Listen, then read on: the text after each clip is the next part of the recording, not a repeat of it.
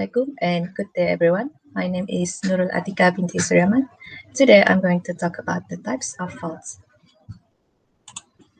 So what is faults? Faults is a compressional or extensional tension that causes relative displacement of the rock on the opposite side of the fracture. Faults in geology means a stress is applied on the rocks, and after some time, when they had enough stress, the rocks will fracture and displace from its initial place. So that is the simple way how to understand the faults in geology.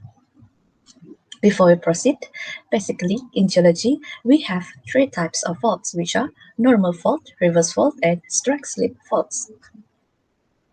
They have different movement among these three faults, which are either vertical, horizontal, or both movement along the fracture plane that forms a faulting zone. As you can see here in the picture, actually they have undergone the displacement because the fault is already occurred, where it is moved downward and this one is moved upward. So we can see here at this line. So we moving on to the next slide, which is the types of faults. So what are the types of faults? We have the normal fault. For the normal fault, it can be occur when they have enough extensional stress that will make the crust extended. So normal fault also can known as the extensional fault. The hanging wall move downward and the foot wall is moving the upward. Actually, there are also another type of combination of normal fault, which is graben and horst. So how to identify them? For graben, we can easily find them as the block is going downward and dipping towards each other. And for the horst, an upturned block between two normal faults is dipping away from each other. So that is the difference. So next is the reverse fault. For the reverse faults, it can be occurs when the crust is undergo compressional tension. The same concept is applied from the previous one, which is the normal faults, where the enough stress will make the rocks fracture and displace. So, but here, the hanging wall is moving upward relative to the foot wall is going downward. The dip of a reverse fault relatively steep, which is greater than 45 degrees. Another type of reverse fault called as thrust fault. So this type of fault has a lower angle which is less than 45 degrees compared to the reverse fault. As you can see from the picture, the reverse fault is only displaced from its initial rock condition, but the thrust fault, the older rocks get pushed above the younger rocks. So we proceed to the transform fault. For the transform fault, it can occur when the crust undergoes shearing stress. The fault surface is usually near vertical and the footwall moves either left or right or laterally with a very vertical motion. Alternatively, such a fault can be called as a strike-slip fault. So how to identify the transform fault? We can identify them by where we're standing. So for example, if we stand here, when the right block moving towards you, we can identify it as a dextral. And if we standing here, when the left side of a handed is moving towards you, we call it as the sinistral. So a special class of strike-slip fault formed at a plate boundary that form a mid-ocean ridge.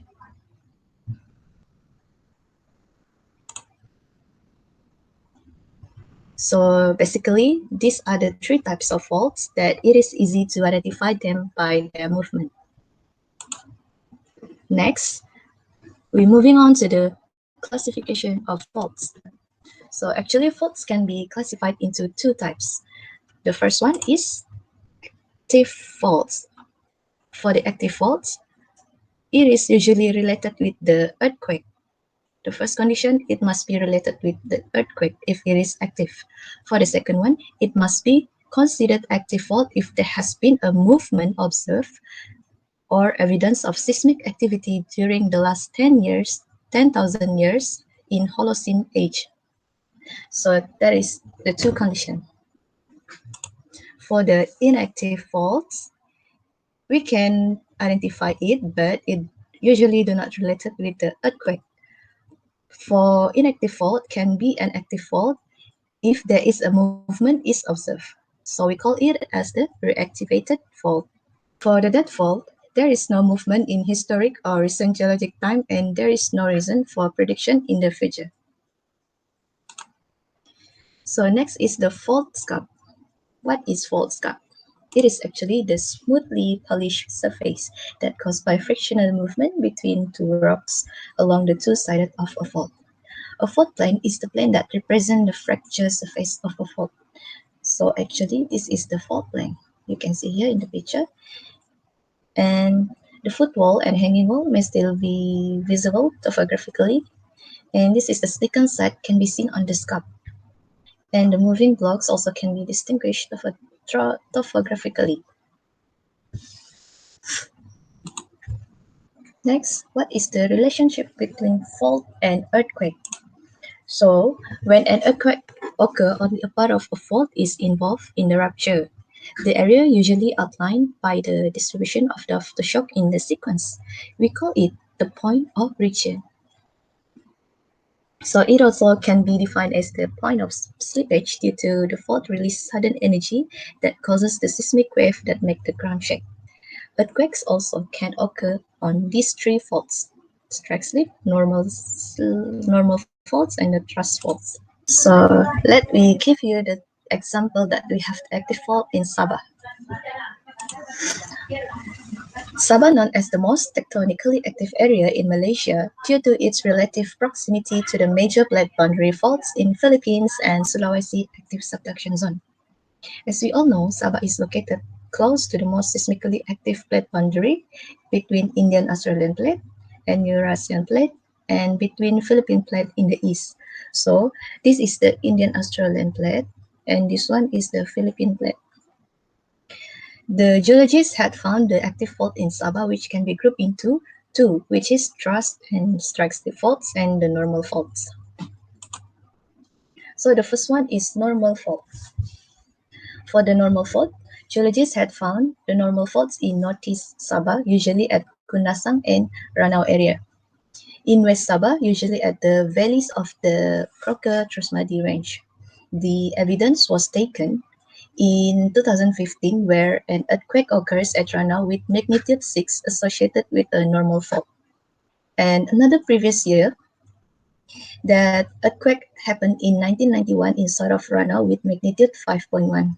So the presence of the active faults that has been observed in several places associated with fault scarps, gravel, and quarry. So this is the picture.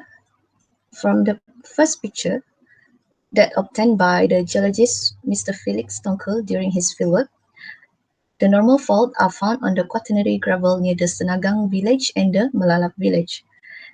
For the second picture, the normal fault are found in the Mesilau quarry and Laba-Laba in Kundasang area. And the third picture, the normal fault are found in Ranau Stadium, Kigyuk village, and Pinosuk gravel.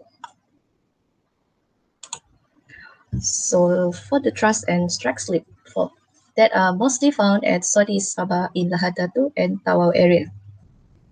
The evidence was obtained in 1976 with magnitude 6.2 earthquake in Lahad Datu that was associated with strike slip fault. So the presence of active fault has been observed in several areas associated with fault scarp, rock damage, mud volcanoes, and hot spring. So the first picture, the active strike slip fault at Lahad Datu, and the second picture, the hot spring at Tawau, and the second picture, this is the satellite image which showing the mud volcanoes inside the Bidungang plantation in Kunap. So the next one is the active fault that associated with Tabanak mud volcano near Lahad Datu also, and this one is also the Lipat mud volcano in Lahad Datu, and the last one is the mud volcanoes also in Tomanggong area, also placed in Lahad Datu. So that's all from me. Thank you.